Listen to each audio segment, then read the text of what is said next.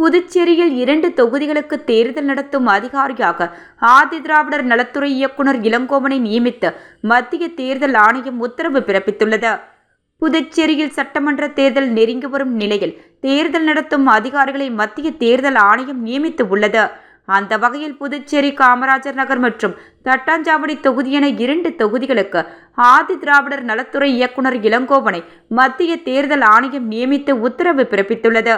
இதனைத் தொடர்ந்து மாவட்ட ஆட்சியர் குலோத்துங்கன், மாநில தேர்தல் நடத்தும் தலைமை அதிகாரி ஜவஹர் ஆகியோரை ஆதிதிராவிடர் நலத்துறை இயக்குனர் இளங்கோவன் மரியாதை நிமித்தமாக சந்தித்தார்.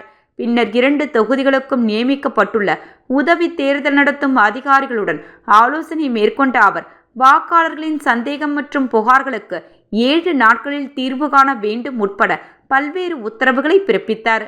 அதனைத் தொடர்ந்து உழவர்கரை வட்டாட்சியர் அலுவலகத்தை பார்வையிட்டு ஆய்வு செய்த இயக்குனர் இளங்கோவன் 2 தொகுதிகளிலும் உள்ள புதிய வாக்காளர்கள் வாக்காளர் அடையாள அட்டையில் பெயர் சேர்த்தல் நீக்குவது உட்பட பல்வேறு சேவைகளுக்கு தட்டாஞ்சாவடியில் செயல்படும் ஆதிதிராவிடர் நலத்துறை அலுவலகத்தின் கீழ் தளத்தில் உடனடியாக சிறப்பு அலுவலகத்தை ஏற்பாடு செய்வதுடன் பொதுமக்கள் எந்த நேரத்திலும் தன்னை அணுகலாம் என தெரிவித்தார்.